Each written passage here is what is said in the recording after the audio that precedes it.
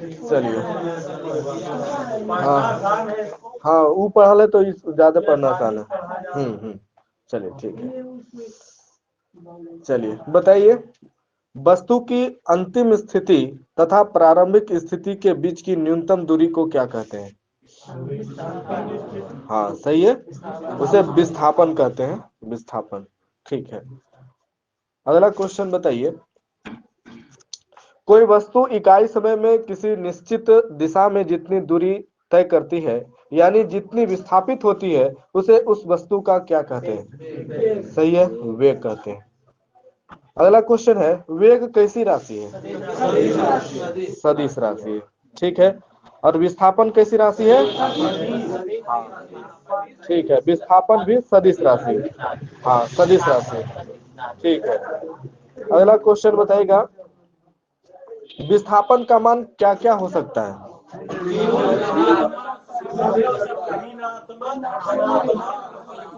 हाँ सही है, धनात्मक, ऋणात्मक और शून्य भी हो सकता है। ठीक है।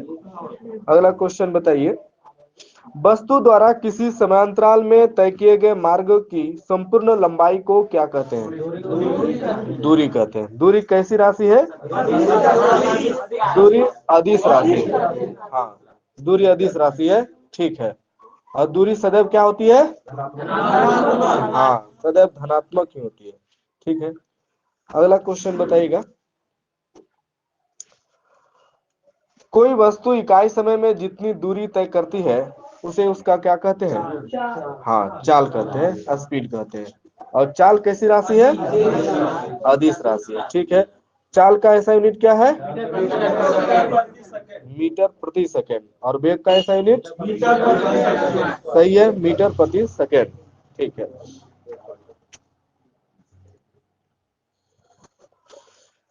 औसत चाल बराबर क्या होता है? मतलब एक चाल जो गया, जो चाल से आया बटे भी प्लस मतलब कि चाल, हाँ, दोनों चाल का योगफल है ना।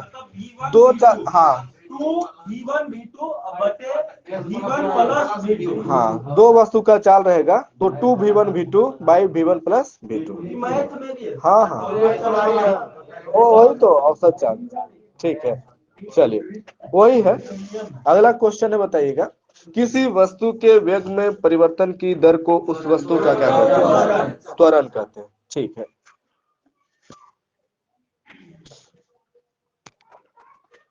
चलिए, अगला क्वेश्चन बताइए, आयतन का विमीय सूत्र क्या है?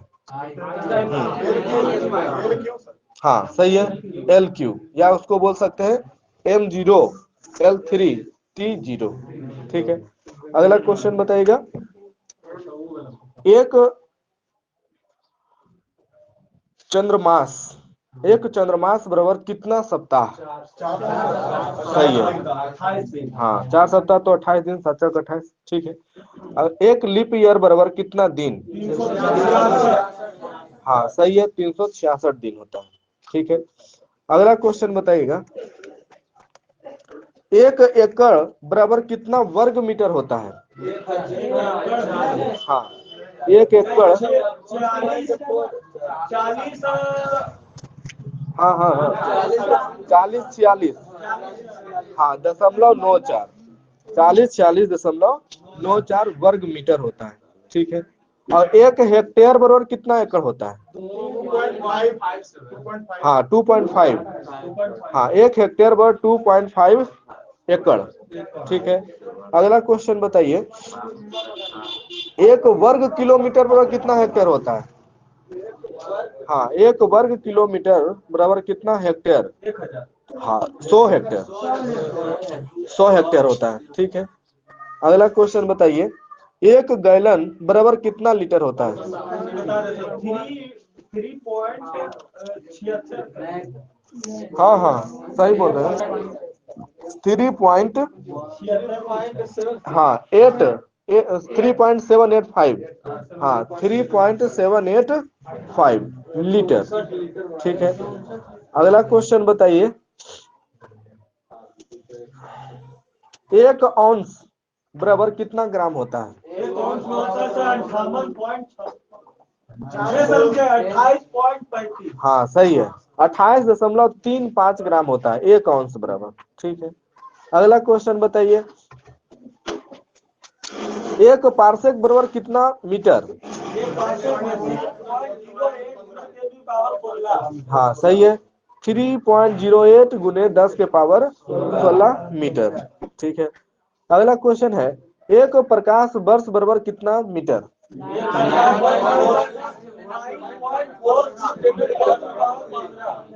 हाँ सही है, 9.46 into 10 to power 15 metre.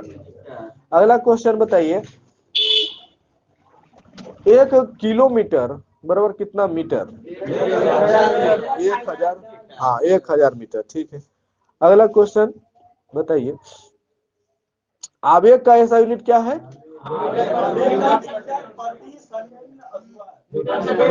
Newton second. हाँ न्यूटन सेकेंड। ठीक है, केजी, हाँ केजी मीटर प्रति सेकेंड स्क्वायर या केजी मीटर पर सेकेंड है ना, केजी मीटर पर सेकेंड होगा, क्योंकि इसमें 1 सेकेंड और जुड़ जाता है तो क्या हो जाएगा प्लस, ये घर कट जाएगा 1s। ठीक है, अगला क्वेश्चन बताइए, दाब का ऐसा यूनिट बराबर? पास्कल। यदि न्यूटन में पूछे तो हाँ न्यूटन प्रति मीटर स्क्वायर। हाँ न्यूटन प्रति मीटर स्क्वायर। ठीक है, अगला क्वेश्चन बताइए, घनत्व का बीमा क्या है? हाँ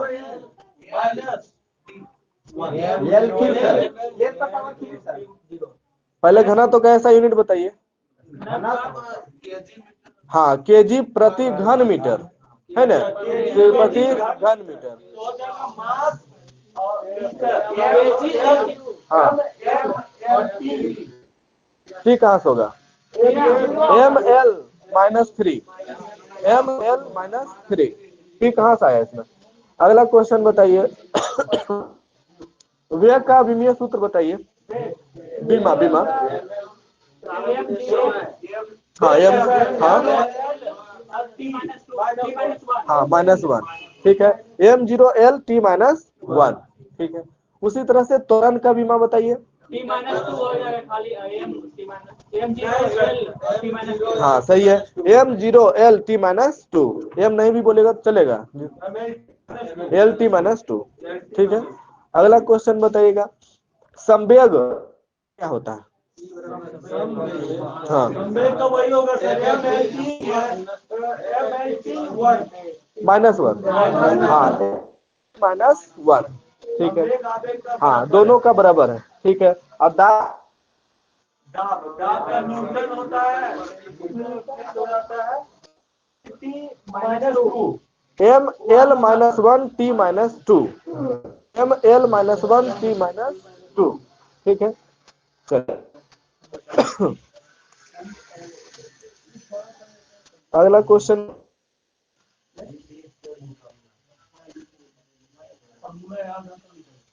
हाँ फार्मूला है तो आराम से निकल जाएगा है ना। एक क्विंटल बराबर कितना किलोग्राम होता है? हाँ 100 किलोग्राम। एक क्विंटल बराबर 100 केजी होता है ना, और एक मीट्रिक टन बराबर होता है हाँ 1000 किलोग्राम। ठीक है, अगला क्वेश्चन बताइए, 1 किलोग्राम बराबर कितना पाउंड होता है? 48.5 हाँ 2.205 पाउंड। ठीक है, हाँ पाउंड नहीं नहीं, तो ग्राम में तो 1 किलोग्राम बराबर 1000 ग्राम। अच्छा अच्छा अच्छा, एक होता है 453, हाँ 453.52 ग्राम, और 1 पाउंड बराबर कितना औंस? औंस होता है सर इसमें 16, हाँ 16 औंस होता है। ठीक है, एक कितना किलोमीटर होता है? 1.60। हाँ 93.4, 1.6034 किलो। ठीक है, एक नाभिक मील बराबर कितना किलोमीटर? 8 हाँ 1.852, हाँ 1.852 किलोमीटर, और यह मीटर में रह जाएगा तो 1852। ठीक है, अगला क्वेश्चन है, एक खगोलीय यूनिट, एक खगोलीय इकाई बराबर क्या होता है, कितना मीटर? 495 गुने 10⁻11। हाँ सही है, 1.11 मीटर। ठीक है,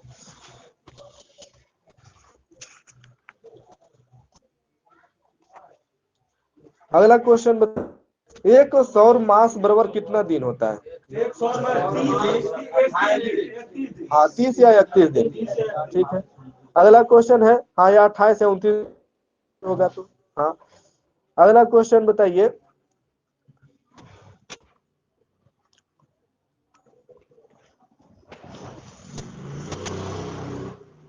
एक वर्ग मील बराबर कितना वर्ग किलोमीटर होता है?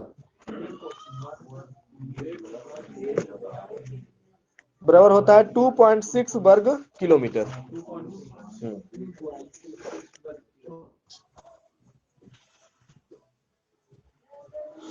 अगला क्वेश्चन बताइएगा,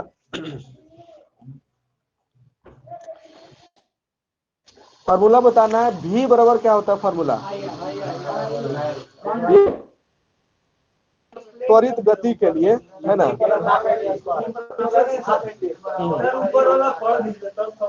हाँ हाँ हाँ, गति का नियम में बताएगा। ठीक है, बी जो है आपका फाइनल वेलोसिटी है। अच्छा ठीक है, बोल लेते हैं। ठीक है, चलिए बताइएगा।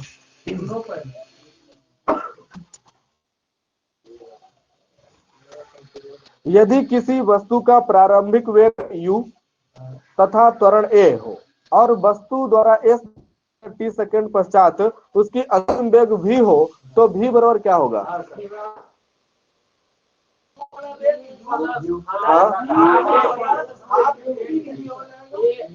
नहीं, गलत है, v प्लस ए टी।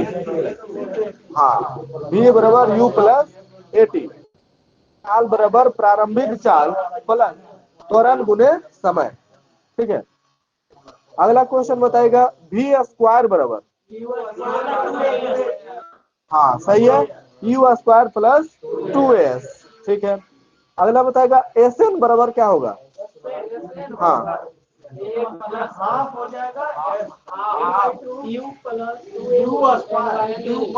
हाँ हाँ हाँ सही है, हाँ ठीक है, u plus half a 2n-1। ठीक है, अगला क्वेश्चन बताइए, s बराबर, सही है, s बराबर plus half A T square. ठीक है,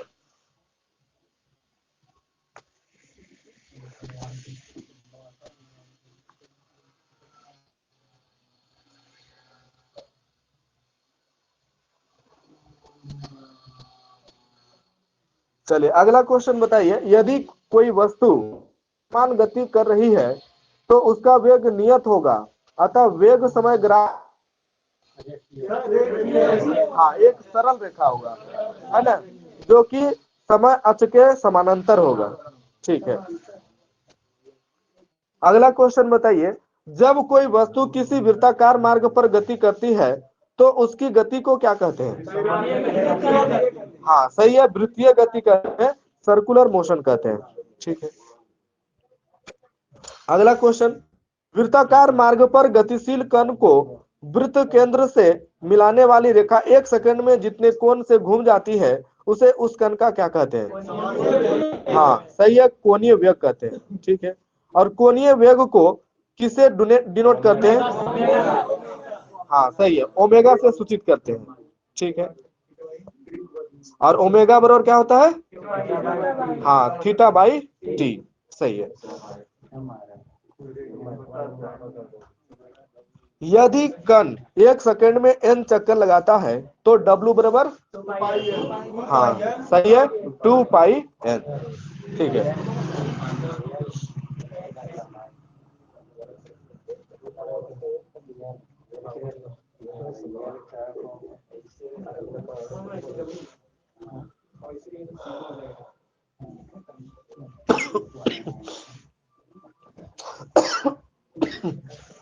अगला क्वेश्चन बताइए, जब कोई वस्तु क्षैतिज से कोई कोण बनाते हुए ऊर्ध्वाधर तल से प्रक्षेपित किया जाता है तो उसका पथ कैसा होता है? फिर से सुनिए इसको, फिर से सुनिए। जब कोई वस्तु क्षैतिज से कोई कोण बनाते हुए ऊर्ध्वाधर तल में प्रक्षेपित किया जाता है तो उसका पथ कैसा होता है? हाँ, परवलय होता है ना? ठीक है, परवलयाकार होता है। और पिंड की यह गति क्या कहलाती है? प्रक्षेप्य गति। हाँ, प्रोजेक्टाइल मोशन कहलाती है, प्रक्षेप्य गति कहलाती है। ठीक है, अगला क्वेश्चन बताइए। पिंड को फेंकने तथा वापस पृथ्वी पर गिरने के बीच के समय को क्या कहते हैं? हाँ सही है, उड्डयन काल कहते हैं, टाइम ऑफ फ्लाइट कहते हैं। ठीक है, टी बराबर क्या होता है? हाँ, 2u है ना, 2u साइन थीटा बाई जी, जहाँ u क्या है? प्रारंभिक वेग। हाँ, प्रारंभिक चाल है, वेग है। ठीक है, जिस पर किसी पिंड को क्षैतिज से थीटा कोण पर प्रक्षेपित किया गया है वही साइन थीटा हुआ, जितना थीटा से फेंका जाएगा। अगला क्वेश्चन बताइए। पिंड अपने उड्डयन काल में जितनी क्षैतिज दूरी तय करता है उसे क्या कहते हैं? पिंड अपने उड्डयन काल में जितनी क्षैतिज दूरी तय करता है उसे क्या कहते हैं? जैसे फेंके और जितना दूरी तय किया उसे क्या कहेंगे? हाँ, उसे कहते हैं परास। हाँ, रेंज कहते हैं उसको अंग्रेजी में, परास। ठीक है, तो रेंज बराबर आर बराबर क्या हो जाएगा फॉर्मूला? हाँ, परास बराबर यू स्क्वायर। हाँ, u square sine 2 theta by g. हाँ, u square sine 2 theta by g. ठीक है,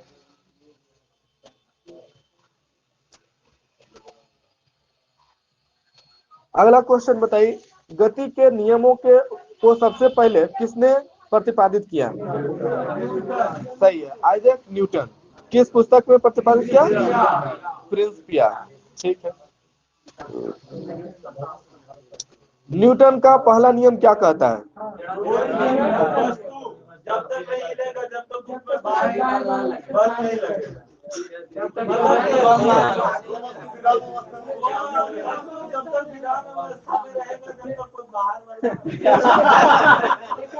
हाँ ठीक है, बोले कोशिश ठीक कर रहे हैं। जब कोई वस्तु चल रहा है तो चलता ही रहेगा, विराम है तो विराम ही रहेगा, जब तक उस पर कोई बाह्य बल कार्य ना करे। ठीक है, यही है। ठीक है, बोल रहे थे सही। हाँ, यानी कि कोई भी वस्तु है जिस अवस्था में रहता है वही अवस्था में रहना चाहता है जब तक उस पर कोई बाह्य बल न लगे। यदि कोई बाह्य बल लगा देंगे तो वो अपना पथ से विचलित हो जाएगा। ठीक है, चलिए अगला क्वेश्चन बताइए। वस्तुओं की प्रारंभिक अवस्था में स्वतः परिवर्तन नहीं होने की प्रवृत्ति को क्या कहते हैं? सही है, उसे जड़त्व कहते हैं, इनर्शिया कहते हैं। ठीक है,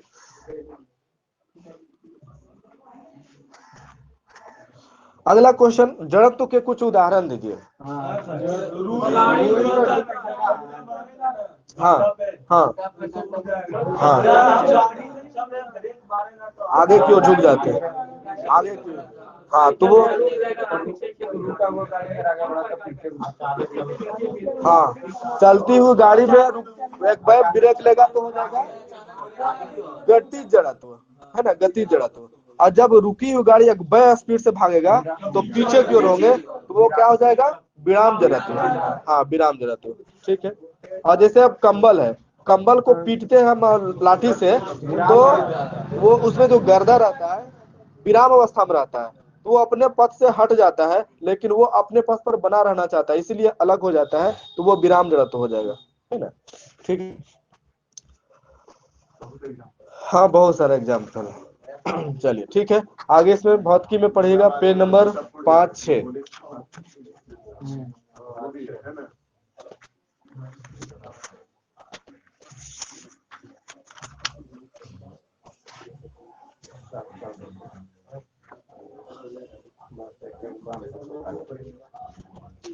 चलिए अगला क्वेश्चन बताइएगा, रसायन विज्ञान से पूछ रहे हैं।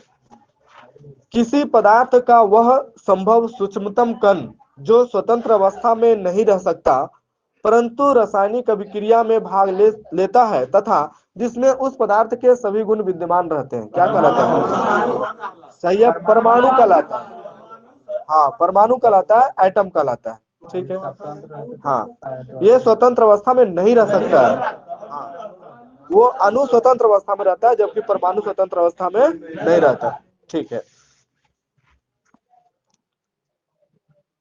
अगला क्वेश्चन बताइए, किस विधि द्वारा अकार्बनिक ठोसों में उपस्थित कारकों का पृथक्करण एवं शुद्धिकरण किया जाता है? हाँ, सही है, क्रिस्टलन, क्रिस्टलाइजेशन, उसी को हिंदी में रवाकरण कहते हैं। ठीक है, अगला क्वेश्चन बताइएगा, किस विधि द्वारा मुख्यतः द्रवों के मिश्रण को पृथक किया जाता है? सही है, आसवन, डिस्टिलेशन। ठीक है, अगला क्वेश्चन बताइएगा, आसवन विधि में पहला प्रक्रम तथा दूसरा प्रक्रम क्या कहलाता है? पहला, हाँ, पहला वाष्पन और दूसरा संघनन। हाँ, पहला वाष्पन और दूसरा संघनन कहलाता है। ठीक है,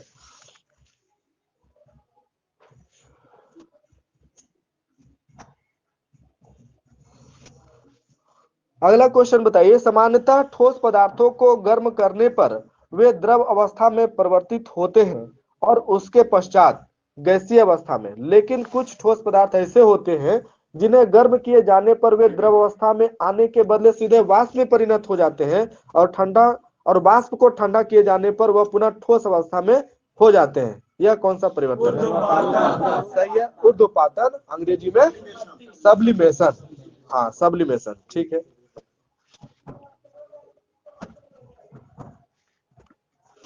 अगला क्वेश्चन बताइएगा, किस विधि के द्वारा उन मिश्रित द्रवों का पृथक्करण किया जाता है जिनके क्वथनांकों में बहुत कम अंतर होता है?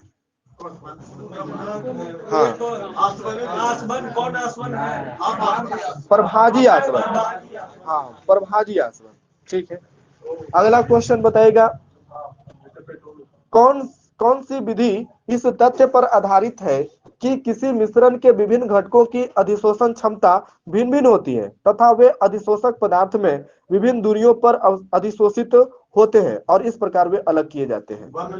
सही है, वर्ण लेखन, क्रोमेटोग्राफी।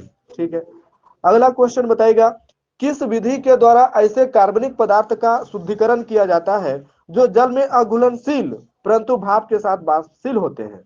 हाँ, भाप आसवन। ठीक है, स्टीम डिस्टिलेशन, भाप आसवन। ठीक है,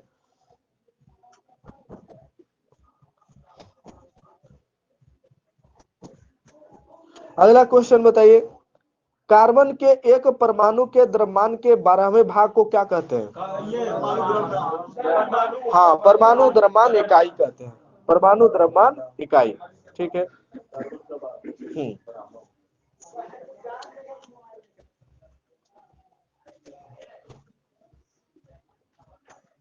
चलिए बताइएगा, सामान्य तत्व और उनके परमाणु द्रव्य, है ना, आप अरेंज में बता दीजिए, है ना, तत्व का नाम। हाँ, हाँ, जहां तक जानते हो ऑक्सीजन,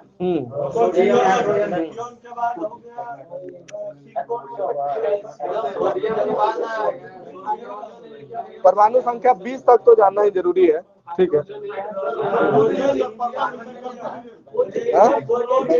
हाँ, पूछ लेंगे, लास्ट में पूछ लेंगे।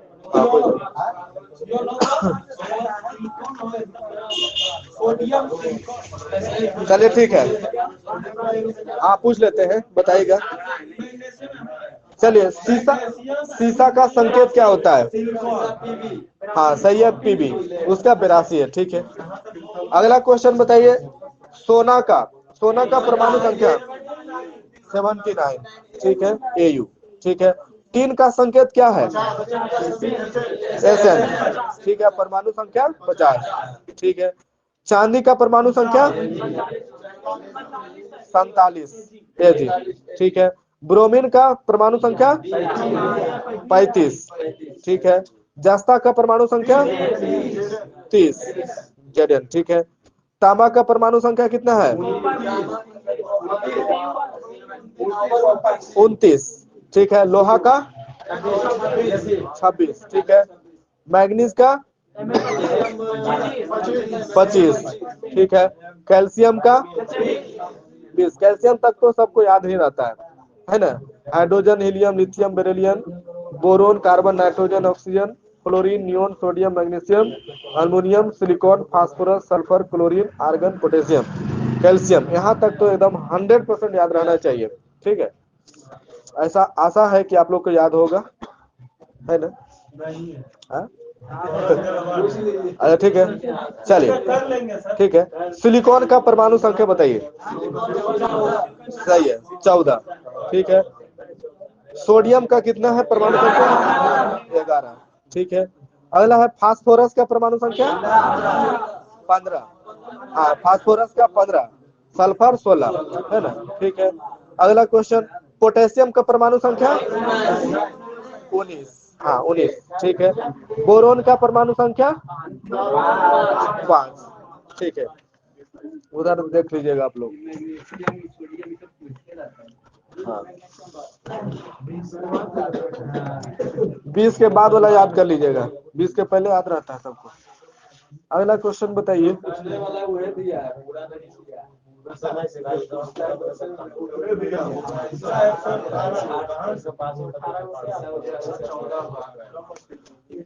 मोल किसी पदार्थ के परमाणु, अणु अथवा आयन की निश्चित संख्या को व्यक्त करता है। यह संख्या कितना है? 6.022 हाँ सही है, 6.022 इंटू 10⁻23। इसी संख्या को एवोगाड्रो नंबर भी कहते हैं, ठीक है।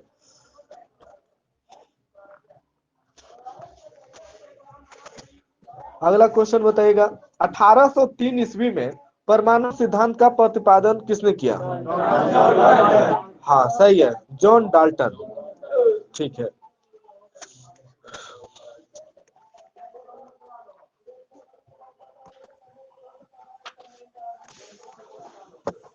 अगला क्वेश्चन बताइए। किसी तत्व या यौगिक का वह छोटा से छोटा कण जो स्वतंत्र अवस्था में रह सकता है, क्या कहलाता है? अणु कहलाता है, ठीक है। किसी तत्व का वह छोटा से छोटा कण जो किसी भी रासायनिक अभिक्रिया में भाग ले सकता है परंतु स्वतंत्र अवस्था में नहीं रह सकता, ठीक है, परमाणु कहलाता है। अगला क्वेश्चन बताइए। एक ऐसा कण जिसका द्रव्यमान लगभग शून्य होता है तथा जिस पर इकाई ऋण आवेश रहता है, वह इलेक्ट्रॉन। हाँ, ऋण आवेश, ऋण आवेश बोल रहे हैं ना, ऋण आवेश रहता है, ठीक है। फिर से सुनिए क्या बोले हैं। एक ऐसा कण जिसका द्रव्यमान लगभग शून्य तथा जिस पर इकाई ऋण आवेश रहता है, ठीक है। हाँ, तो इलेक्ट्रॉन होगा। और इलेक्ट्रॉन के खोजकर्ता कौन है? सही है, जे थॉमसन, ठीक है। अगला क्वेश्चन बताइएगा। प्रोटॉन के खोजकर्ता कौन है? गोल्डस्टीन, ठीक है। और न्यूट्रॉन के खोजकर्ता चैडविक। कब खोजे थे? 1932 में। हाँ 1932 में, ठीक है। न्यूट्रॉन की खोज 1932 में चैडविक ने किस धातु पर अल्फा कणों से आघात कराकर की थी? हाँ सही है, बेरिलियम धातु पर अल्फा कणों से आघात कराकर, ठीक है।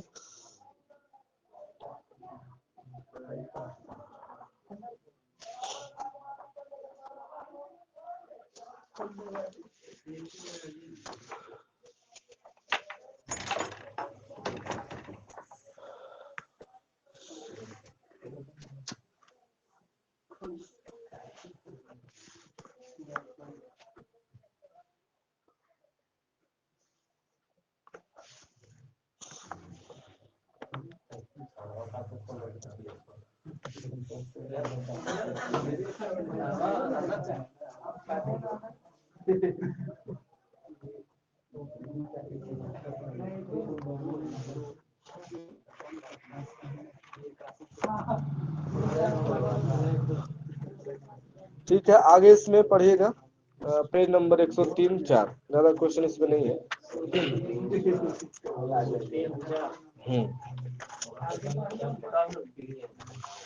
नया वाला किताब सब लोग ले लीजिए जिनके पास नहीं है, ठीक है। हाँ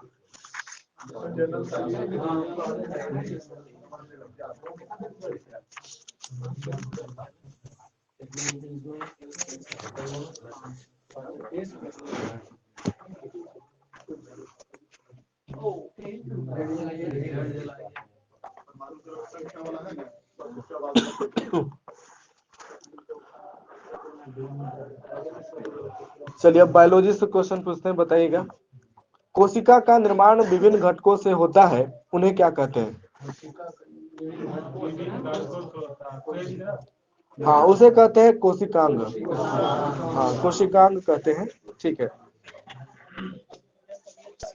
अगला क्वेश्चन बताइएगा, कोशिका द्रव एवं केंद्रक द्रव्य को सम्मिलित रूप से क्या कहते हैं? जीव द्रव। हाँ जीव द्रव या प्रोटोप्लाज्म, ठीक है। हाँ प्रोटोप्लाज्म, ठीक है। इसी का पूर्ति हमने किया। हाँ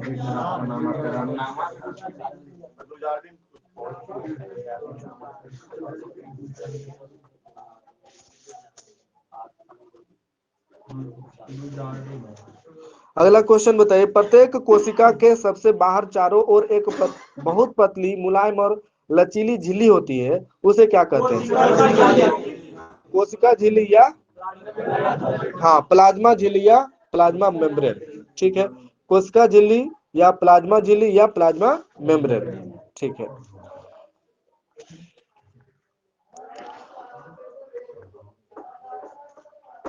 अगला क्वेश्चन बताइए, पादप कोशिकाएं चारों ओर से एक मोटे और कड़े आवरण द्वारा घिरी रहती है, इसी आवरण को क्या कहते हैं? सही है, हाँ ठीक है, सेल वॉल कहते हैं, कोशिका भित्ति कहते हैं, ठीक है।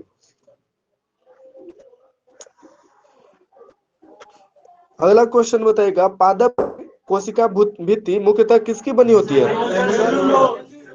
सही है, सेलुलोज की बनी होती है। हाँ सेलुलोज।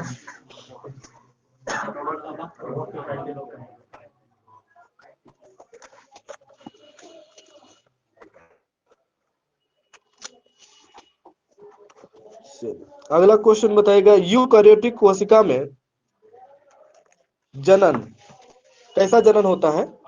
अलैंगिक या लैंगिक? अलैंगिक या लैंगिक? हाँ लैंगिक, हाँ लैंगिक जनन होता है, विकसित कोशिका इसीलिए, ठीक है। अगला क्वेश्चन बताइएगा, किस कोशिका में रिक्तिका अनुपस्थित होता है? हाँ प्रोकैरियोटिक, क्योंकि यह अल्प विकसित कोशिका है, ठीक है। अगला क्वेश्चन बताइए, प्रोकैरियोटिक कोशिका में राइबोसोम कितने एस प्रकार का होता है?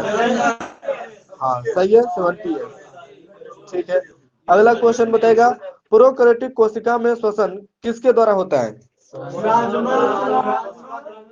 हाँ सही है, प्लाज्मा झिल्ली, हाँ ठीक है प्लाज्मा, ठीक है। अगला क्वेश्चन बताइएगा, किस कोशिका में विभाजन होता है? यूकैरियोटिक में। अगला क्वेश्चन बताइएगा,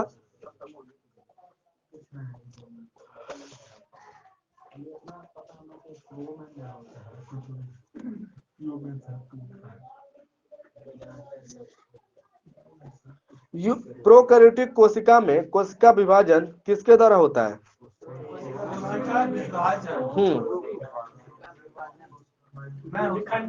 हाँ विखंडन अथवा मुकुलन, हाँ विखंडन अथवा मुकुलन द्वारा होता है, ठीक है। और जबकि यूकैरियोटिक कोशिका में कोशिका विभाजन समसूत्री तथा अर्धसूत्री विभाजन द्वारा होता है, ठीक है।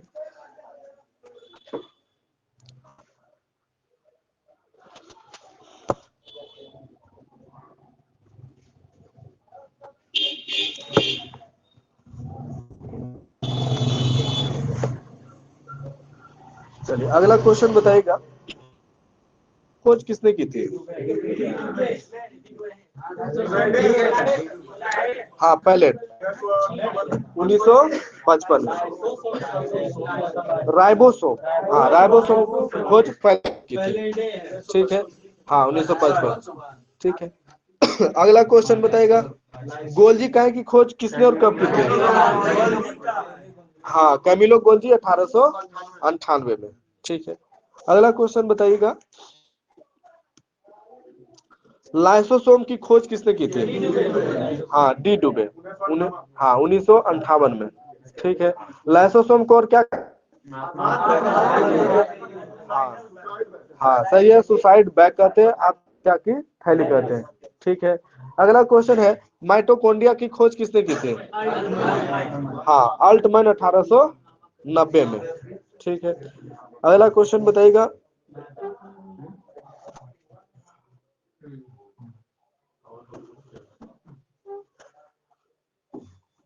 लवक जो है वह किन कोशिकाओं में पाया जाता है? हाँ सही है, पादप कोशिका में ही पाया जाता है। ठीक है,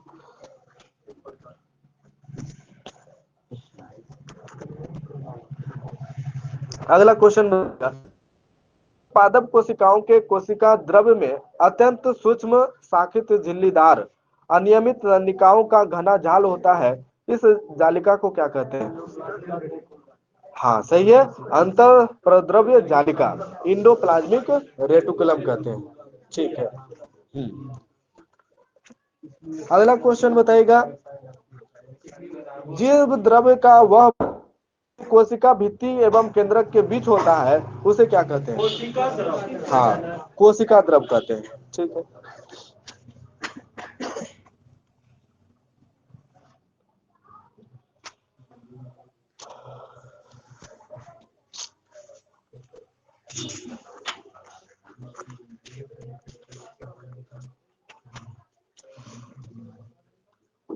अगला क्वेश्चन बताएगा, पादप कोशिका में काय द्रव में मुड़ी हुई छड़ के समान रचना बनाकर बिखरे रहते हैं, उन्हें क्या कहते हैं?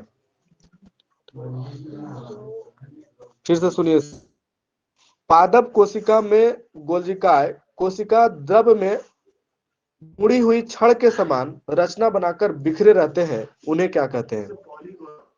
कहते हैं डिक्टियोसोम। हाँ, डिक्टियोसोम कहते हैं। ठीक है,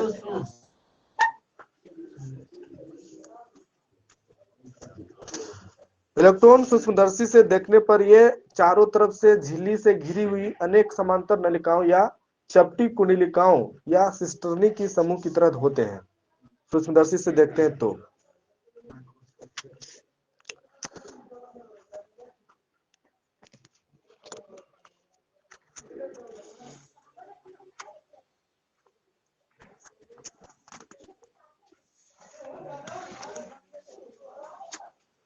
चलिए आगे इसमें पढ़ लीजिएगा, पेज नंबर 190 91।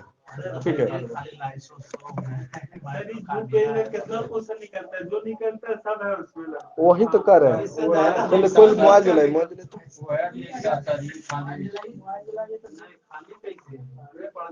पढ़ने के लिए, हाँ पढ़ने के लिए। क्वेश्चन ही नहीं निकलता है।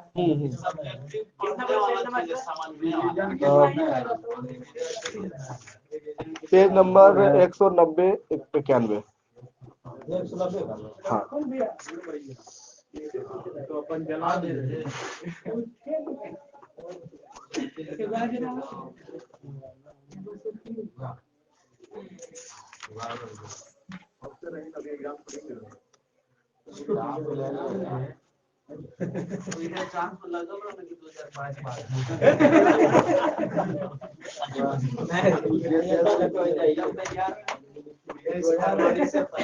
एग्जाम होगा उसके बाद जाइए बुला देंगे 22 के लिए तो आइए गया